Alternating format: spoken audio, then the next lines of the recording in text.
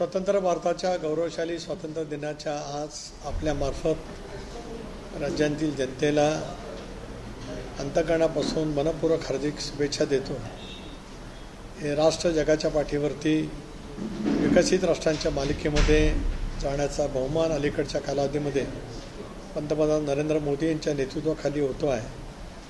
माझं एवढंच जनतेला आव्हान आहे की राष्ट्रभक्तींनी प्रेरित असलेल्या आपण सर्वांनी मिळून देशाची गौरवशाली वाटचाल संसदीय लोकशाही प्रणालीच्या व्यवस्थेतून जी व्यवस्था भारतरत्न डॉक्टर बाबासाहेब आंबेडकरांनी आम्हाला दिली ती अधिक मजबूत करण्याचा संकल्प आजच्या स्वातंत्र्य दिनाच्या निमित्ताने करूया. आणि पुन्हा एकदा माझ्या मनपूर्वक हार्दिक शुभेच्छा. सर, आज पंतप्रधानांनी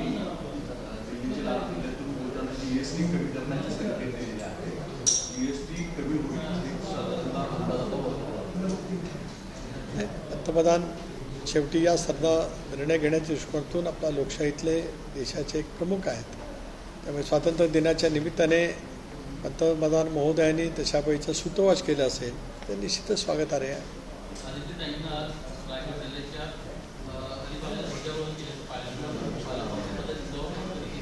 नाही, तो विषय माझ्यासमोर अजेंड्यावरती कालही नव्हता, आजही नाही आणि उद्याच्या भविष्यामध्ये सुद्धा नाही. तो विषय माननीय मुख्यमंत्री महोदय देवेंद्रजी, मुख्यमंत्री एकनाथराव, उपमुख्यमंत्री अजितदादा यांच्या अखत्यारीतला विषय आहे. योग्य वेळेला ते त्या संदर्भातला निर्णय करतील. सर, आज लाल किल्ल्यावर संपूर्ण विरोधी पक्षनेते राहुल गांधी आणि मल्लिकार्जुन खरगे हे त्या कार्यक्रमाला अनुपस्थित राहिल्याची बाब समोर आलेली आहे. मला या संदर्भामध्ये माहिती नाही. शेवटी देशाचा स्वातंत्र्य दिन, त्याचं लाल किल्ल्यावरती होणारं ध्वजारोहण स्वातंत्र्य प्राप्तीपासून नियमितपणाने त्या ठिकाणी होत असतं. अशा वेळेला संसदेतील विरोधी पक्षनेते, राज्यसभेतील विरोधी पक्षनेते हे अशा या राष्ट्रीय कार्यक्रमामध्ये नेहमी उपस्थित असतात. पण अनुपस्थित असतील तर शेवटी एक राष्ट्रभक्तीने प्रेरित होणारा आजचा दिवस असल्यामुळे सर्वांनीच देशाबद्दलचं प्रेम, भावना ह्या त्या ठिकाणी ठेवणं अत्यंत आवश्यक ठरू शकतं. मतभेद राजकीय असू शकतात, पण ज्यावेळेला देश म्हणून विचार येतो, देशाचा गौरवशाली स्वातंत्र्य दिन आम्ही ज्यावेळेला साजरा करतो त्याला भारतीय नागरिक म्हणून आम्ही आमची जबाबदारी निभावली पाहिजे असं माझी स्वतःची भावना आहे. पंतप्रधानांनी असं सुद्धा म्हटलंय की सिंधूमध्ये आता पाणी आणि रक्त एकसोबत होणार नाही. आता ऑपरेशन सिंधू नंतर जे झालं ते समजता होतं, पण जर यापुढे न्यूक्लिअरची धमकी दिली तर ते सहन केले जाणार नाही. संसदेमध्ये सुद्धा पंतप्रधान महोदयांनी सिंधूवरती चर्चा करत असताना स्वच्छ शब्दात अतिरेक्यांना, दहशतवाद्यांना ही जाणीव करून दिलेली आहे. अमित शाह यांनी सुद्धा संसदेमध्ये या विषयावरती चर्चा करत असताना त्याचबद्दलची दुरुक्ती केली. राजनाथ सिंग साहेब आपले संरक्षण मंत्री आहेत, त्यांनीसुद्धा ती भूमिका त्या ठिकाणी देशाच्या वतीने मांडलेली आहे. त्याच्यामुळे या देशाकडे वाकड्या नजरेने वर्षानुवर्ष जे पाकिस्तानच्या हस्तक असलेले अतिरेकी वक्रदृष्टी करून काही घातपात करत होते त्या सर्वच गोष्टीला आता निश्चितपणाने आळा बसेल. साहेब, आज शरद पवार राष्ट्रवादी काँग्रेसचे काही नेते कल्याण डोंबिवलीमध्ये बरोबर कृष्ण जन्माष्टमीचं औचित्य साधत मांसाहार घातले करण्याचं काम केलं जाणार आहे. तो म्हणजे पार्टी करणार मांसाहार मुळात हिंदू संस्कृतींना एक दिवसण्याचा प्रयत्न मुद्दाम केला जातोय का की स्वतःचा वोट बँक एक स्ट्रॉंग करण्याचा प्रयत्न? नाही, मला या विषयावरती काय माहिती नाही आहे. आणि त्याच्यामुळे शेवटी अभिव्यक्ती स्वातंत्र्य हे आहेच आणि त्याच्यामुळे त्या अभिव्यक्ती स्वातंत्र्याच्या माध्यमातून त्या चौकटीमध्ये कोणी काय बाब किंवा काय निदर्शनं किंवा एखादी काय घटना करत असतील तर त्याबद्दल काय आज मला बोलायचं नाही. परंतु कल्याण डोंबिवलीमध्ये निर्णय घेतला पालिका आयुक्तांनी मांसाहार बंदीचा आजच्या दिवशी, तर तिथे खाटीक समाजाने आज आंदोलन केलं. प्रामुख्याने खाटीक समाजाचं असं म्हणणं आहे की ही आमच्यावरती कुठेतरी स्वातंत्र्य दिनाच्या दिवशी आणीबाणी लादली जाते. ठीक आहे ना, त्यांनी त्यांच्या भावना व्यक्त करणं हे उचितच आहे, कारण तो त्यांचा परंपरागत असलेला व्यवसाय आहे. अनेक मांसाहारी व्यक्तींचं हे पुरवण्याचं काम ज्यावेळेला ते एक वर्ग करत असतो, कष्टाने करत असतो, नेटीने करत असतो, नेकीने करत असतो, अशा वेळेला त्यांच्या दृष्टिकोनातून एखादी बाब त्यांना अन्यायकारक वाटली तर ती त्याच्याबद्दलच्या भावना व्यक्त करण्याचा त्यांना अधिकार आहेच. सुरज चव्हाण यांच्या नियुक्तीवर विरोधक टीका करताना पाहायला मिळतात. आता रोहित पवार म्हणतात की जर अजित पवारांना माहीत नसेल की चव्हाणांची नियुक्ती झाली तर सर्व पक्ष तुम्ही चालवतात असं तुम्ही म्हटलं. रोहित पवारांच्या बालिश वक्तव्याची मी फारशी दखल घेऊ शकत नाही. माझे मुख्य प्रवक्ते आनंद परांजपे यांनी त्यांना ट्विटवरती काल उत्तर दिलं आहे. आपलं स्वतःचं घर सांभाळ आणि मग दुसऱ्याकडे वाकून बघा, कशाला इतरांची काय ठेवाठेव करता. आम्ही आज 41 जागांच्यावरती निवडून आलेलो आहोत, सक्षमपणाने आहोत. तुम्ही तुमचं पहिलं बघा आणि मग इतरांच्यावरती बोलत राहा. आपलं घर पेटलेलं आहे का शांत आहे, राजकीय मी पक्ष म्हणतो, विनाकारण त्याचा गैरसमज होईल. मी जे बोलतो आहे ते पक्ष, ज्याच्याबद्दल रोहित पवार बोलले ते पक्ष म्हणतो आहे मी. त्याची पहिल्यांदा आज अवस्था बघा, त्याच्यामध्ये अंतर्गत काय कुरबुरी चालल्या आहेत ते बघा आणि मग इतर राजकीय पक्षाच्या बाबतीमध्ये तुम्हाला वक्तव्य करण्याचा अधिकार येईल. अजून तुम्ही खूप बालिश आहात. आम्ही आज मी 41 वर्ष राजकारणात आहे. म्हणजे 1985 साली इंडियन नॅशनल काँग्रेस याचे अध्यक्ष त्यावेळेचे पंतप्रधान राजीव गांधी होते. स्वर्गीय डॉक्टर वसंतराव दादा पाटील राज्याचे मुख्यमंत्री होते. त्यावेळेला हाताच्या पंजाची क्षणी मला विधानसभेमध्ये 1985 साली मिळाली. त्यांनी फारसं वक्तव्य करण्याचा प्रयत्न करू नये. मी पुन्हा एकदा सांगतोय, मगाशी जे माझं वाक्य होतं ते पक्ष म्हणून होतं. सर, विजय साळके पाटील ज्यांना मारहाण झाली ते मात्र सातत्यानं आव्हानं देताना पाहायला मिळतात की राष्ट्रवादी काँग्रेस पक्षाचा कोणताही नेता असेल त्याला राज्यभरात फिरू देणार नाही. प्रामुख्याने तुमचं नाव घेऊन म्हणतात की सुनील तटकरे जर कुठे दौरे करत असतील तर त्यांचे आम्ही दौरे आढळून. नाही, ठीक आहे, लोकशाहीमध्ये त्यांना जे काय म्हणण्याचा अधिकार आहे ते म्हणू शकतात. पक्षाला जे वाटतं ते पक्षाला करण्याचा नक्कीच अधिकार आहे आणि पक्ष त्या पद्धतीने सामूहिक पद्धतीने विचार करून त्या संदर्भातले निर्णय त्या ठिकाणी करत असतो. अंजली दमनिया देखील टीका करताना पाहायला मिळतात. सरकार महिलांचा मेळावा झाला त्यानंतर अनेक नियुक्त्या ज्या आहेत नवीन झालेल्या आहेत. नवाब मलिकांना देखील नवीन जबाबदारी देण्यात आलेली. काल त्यांनी बैठक घेतली. त्यामुळे येणाऱ्या काळामध्ये ज्या निवडणुका आहेत त्या निवडणुका डोळ्यासमोर पक्षाची कशा पद्धतीने रणनीती असणार आहे. नवाब मलिकांची नियुक्ती परवा झाली. महिलांची बैठकी काल झाली. नवाब मलिकांची नियुक्ती मुंबई निवडणूक व्यवस्थापन समितीचे अध्यक्ष म्हणून केली. आगामी येणाऱ्या मुंबई महानगरपालिकेच्या निवडणूक लक्षामध्ये घेता आज पक्षाचे 2 कार्याध्यक्ष आहेत आणि इतर काही अनेक वर्ष मुंबईमध्ये संघटनेच्या माध्यमातून काम करणारे सहकारी त्या निवडणूक व्यवस्थापन समितीमध्ये आम्ही जोडलेले आहेत. त्याचबरोबर ती जिल्हाध्यक्ष आहेत, ते जिल्हाध्यक्ष त्याच्यात निमंत्रित असतील. आणि नवाब मलिकांना पक्षाच्या वतीने आम्ही सूचना दिलेल्या आहेत की त्यांनी पुढच्या 8-15 दिवसामध्ये संबंध मुंबईच्या वेगवेगळ्या जिल्ह्यांमध्ये जात पक्ष कार्यकर्ते, पक्षाचं संघटन आणि आगामी येणाऱ्या महानगरपालिकेच्या निवडणुका याच्या संदर्भातला पूर्णपणाचा माहिती घ्यावी. त्यानंतर राष्ट्रीय अध्यक्ष अजितदादा, कार्याध्यक्ष प्रफुल्लभाई, छगन भुजबळ साहेब आम्ही सर्व एकत्रितपणाने बसू आणि मग त्या संदर्भातला आम्ही टप्प्याटप्प्याने निवडणुकीच्या पूर्वतयारीच्या कामाला सुरुवात करू. सर, एकीकडे आज मंत्री आदित्य ठाकरे यांच्याकडनं अलिबाग म्हणजे रायगड जिल्ह्याचं ध्वजारोहण करण्यात आलं. तर दुसरीकडे मंत्री भरत गोगावले यांच्याकडनं मात्र आता ग्रामपंचायत नळगावतर्फे बिरवाडी या गावामध्ये ध्वजारोहण करण्यात आलेलं आहे.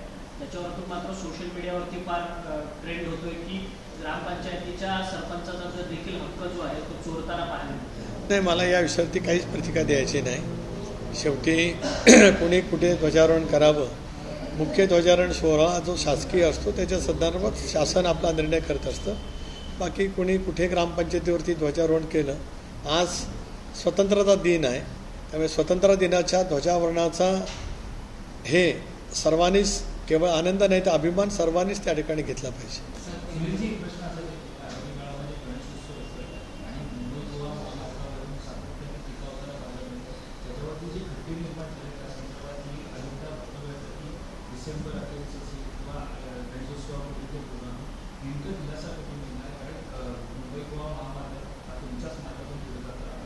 तीन दिवसापूर्वीच राज्याचे उपमुख्यमंत्री अजितदादा पवार यांच्या दालनामध्ये जनआक्रोश समिती जी आहे त्यांनी जे काय एक वेगळं आंदोलन यावेळेला परस्पर नाक्यावरती गणेशाच्या मूर्तीची प्राणप्रतिष्ठा करून करण्याचं जे काही निश्चित केलं होतं त्या जवळपास 30 वेगवेगळ्या संघटनेच्या प्रमुख पदाधिकाऱ्यांना बोलून अजितदादांच्या उपस्थितीत एक बैठक त्यावेळेला मी घेतली. त्याला सार्वजनिक बांधकाम खात्याचे मंत्री शिवेंद्रराजे भोसले, महिला बालकल्याण खात्याचे मंत्री आदिती तटकरे आणि सगळे वरिष्ठ अधिकारी दाशाला यावेळेस येत होते. कुठल्याही परिस्थितीमध्ये गणपतीपूर्वी कोकणवासियांना गणेशाच्या आगमनात तिथं जाण्याच्या वेळेला खड्ड्यातून प्रवास करावा लागणार नाही याची स्पष्ट सूचना दादांनी त्या ठिकाणी नॅशनल हायवे अथॉरिटी आणि सार्वजनिक बांधकाम विभागासह नॅशनल हायवे विभाग यांना सक्तपणाच्या सूचना दिल्यात आणि मला विश्वास आहे की त्या पद्धतीने त्यांचं काम नवीन तंत्रज्ञानाच्या वरती आधारित त्यांनी सुरू केलेलं आहे. त्याचबरोबर ती भविष्यामध्ये होणारी वाहतुकीची कोंडी टाळण्यासाठी राज्य सरकारच्याकडून इंदापूर आणि माणगावच्या जवळपास 21 कोटी रुपयाचा निधी मंजूर केला. त्याच्या निविदा निघून तेही काम सुरू करण्याचं नक्की झालं आहे. त्याचबरोबर ती इंदापूर आणि माणगाव बायपासच्या राष्ट्रीय महामार्गाच्या कडून ज्या काही कार्यारंभ आदेश द्यायचे होते तेही त्या ठिकाणी देण्यात आलेले आहेत. म्हणून तमाम कोकणवासीय जे गणेश भक्त नागरिक त्या ठिकाणी जातील ते यावेळेला सुखकर त्यांचा प्रवास होईल याची खबरदारी आम्ही सर्वांनी घेतलेली आहे. धनंजय मुंडेंबाबत ज्या काही गोष्टी समोर आलेल्या आहेत, मुंबईमध्ये त्यांचं घर असून सुद्धा ते आज स्वतंत्र दिवस आहे. आज आपण त्या विषयावरती चर्चा करू. साहेब, कोकणातला सगळ्यात मतदार हा लिबरल आहे असं म्हणतात होतं. अनेक म्हणजे स्वतः तुम्ही अनुभव घेतले की ते ज्या समुदायातील मतं नाही तो सुद्धा त्याचे निवडून दिला गेलेला आहे. अशा कार्यक्रमात गेल्या काही दिवसांमध्ये सर्वाधिक चर्चा येते की भास्कर जाधवांचे विधान आहे जी प्रचंड रीती कलह दोन समाजांमध्ये किंवा धर्मांमध्ये वाटताना भास्कर जाधव थांबतच नाही आहे. दिवसेंदिवस वेगवेगळी विधानं करताय. कोकणातले नेते तुम्ही गोष्टी कशा सुरू करता? नाही, एक तर भास्करराव जाधव नेमकं कोणा समाजाबद्दल काय बोलले मी पाहिलेलं नाही. एक भाग भास्करराव हे सुद्धा कोकणातील एक वरिष्ठ नेते आहेत. ते 95 सालापासून विधिमंडळामध्ये आले. 92 ते 95 ते रत्नागिरी जिल्हा परिषदेचे विरोधी पक्ष नेते राहिलेले आहेत. मंत्रिपदावर त्यांनी काम केले. प्रदेशाध्यक्ष राष्ट्रवादी काँग्रेस पक्षाचे अध्यक्ष म्हणून सुद्धा काम केले. एक ते जबाबदार नेते आहेत. पण ते कुठल्या गोष्टीमुळे काय कारणाच्यामुळे कोणा समाजातीमध्ये दुखावलेत याची माझ्याकडे माहिती नाही. माझा त्यांचा अलीकडे संवाद होत असतो शुभेच्छा देण्याच्या निमित्ताने काही चौकशी करण्याच्या निमित्ताने. पण काय नेमकं त्याची पार्श्वभूमी आहे याची माझ्याकडे आज माहिती नाही. सर, दिल्लीमध्ये आज स्वातंत्र्य सिंगल आता दोघांनी खेळणं त्यात काय आता बरंच. आज दिल्ली में जो प्रोग्राम हो वहाँ पे नरेंद्र मोदी जी, लेकिन वहाँ पे विपक्ष दल के राहुल गांधी नहीं थे. इसको लेकर कई सवाल आप खड़े हो.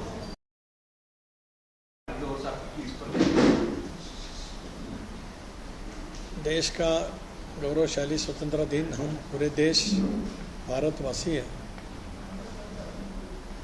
मना जा रहे हैं. लाल किले पे जब पंतप्रधान महोदय के शुभ हस्ते कार्यक्रम द्वारा ध्वजारोहण होते हैं तब विपक्ष नेता चाहे लोकसभा के हो राज्यसभा के हो आज तक ये प्रथा रह चुकी है कि इस गौरवशाली दिन पर हम सब वहाँ जहाँ जहाँ हम ध्वजारोहण करते हैं वहाँ उपस्थित रहते हैं.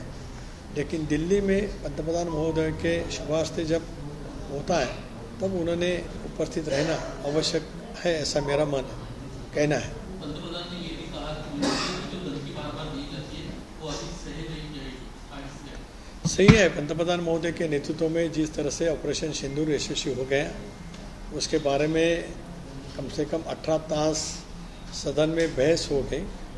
विपक्ष ने उसके बारे में कुछ सवाल उठाए थे लेकिन पंतप्रधान महोदय हों, मोदी साहब, गृह मंत्री जी अमित भाई, रक्षा मंत्री हमारे राजनाथ सिंह जी, उन्होंने सारे इस ऑपरेशन सिंदूर के बारे में जो कुछ कहना था सभागृह के माध्यम से पूरे देशवासी के सामने रखा है. और जो इशारा आज पंतप्रधान महोदय ने दिया है कि देश को आतंकवादी पाक पुरस्कृत जो आतंकवादी हैं वो अभी समाप्त करने के लिए पूरी तरह से कोशिश हमारे सेना दल के माध्यम से पंतप्रधान के नेतृत्व में वहाँ पे हो जा रही है. सेमीकंडक्टर के बारे में पंतप्रधान ने जिक्र किया कि 4-5 दशकों के पहले जो बात हुई थी वो आप धरती पे उठती है भारत के, और इस साल तक मेक इन इंडिया की चिप सेमीकंडक्टर की रहेगी, यूनिट बढ़ गया है. सही है. पंतप्रधान महोदय के नेतृत्व में जब तक हम ये संरक्षण सामग्री इंपोर्ट करते थे आज हम एक्सपोर्ट करने जा रहे हैं. ऑपरेशन सिंदूर में ज़्यादा से ज़्यादा जो कुछ मेक इन इंडिया के बाद हमने इसके बारे में जो कुछ अच्छी तरह से तैयार किया है, इसका इस्तेमाल ही इसमें हो गया था। तो जो कुछ पंतप्रधान महोदय ने बयान दिया है देश के लिए गौरव की बात है। पीएम ने ये भी कहा है कि जीएसटी को लेकर एक बड़ा बयान दिया है कि डबल दिवाली होने वाली है, जीएसटी का जो टैक्स लगा था वो अभी कम होने वाला है। अच्छी बात है, देशवासी उनका स्वागत करते हैं। राष्ट्रवादी कांग्रेस पार्टी के अध्यक्ष के नाते मैं तहे दिल से उनका आभारी हूँ और स्वागत करता हूँ। साथ में आरएसएस का कौतुक उन्होंने किया है। काल मुख्यमंत्र्यांनी राज्यातल्या ज्या मतदार याद्या आहेत त्याच्या संदर्भामध्ये भूमिका मांडली की काही त्रुटी आहेत, ते मुद्दे मी आधी मांडले होते, कोर्टात त्या संदर्भात पिटिशन दाखल आहे। तुम्हाला वाटतं की मतदार याद्यांमध्ये अनेकांची नावं दुबार आहेत, अनेक ठिकाणी पत्ते किंवा ॲड्रेस आहे त्यावर प्रश्नचिन्ह आहे, फोटो प्रश्नचिन्ह आहे, अनेकांची नावं अनेक वेळा दिसून येत आहेत? नाही, असं आहे की अनेक वेळेला 2 ठिकाणी नावं असणं एका आपल्या राज्यापुरतं सीमित नाही, वेगवेगळ्या राज्यांच्यामध्ये सुद्धा होत असतं। नागरिक ज्यावेळेला स्थलांतर होतात त्यावेळेला मूळ ज्या गावात असतात तिथेही त्यांचं नाव असतं, स्थलांतर होण्याच्या ठिकाणी ते गेल्याच्या नंतर सुद्धा नाव असतं। वेगवेगळ्या योजना किंवा रेशन कार्ड करत असताना सुद्धा त्याची सारायची आवश्यकता असते, पण त्यांना मतदानाचा अधिकार हा एकदाच असला पाहिजे। समजा दोन्ही ठिकाणी नाव असेल तर त्यांनी स्वतःहून एक जबाबदार नागरिक म्हणून नाव स्वतः कमी केलं पाहिजे। निवडणूक आयोगाच्या लक्षात आल्याच्यानंतर त्यांनी सुद्धा त्या बाबतीतली माहिती घेऊन ते कमी करणं अत्यंत स्वाभाविक त्या ठिकाणी आहे। पण एक खबरदारी घेण्याचा प्रयत्न केला जात असतो की त्यांचं त्या निवडणुकीमध्ये एकदाच मतदान होणं अपेक्षित त्या ठिकाणी असलं पाहिजे।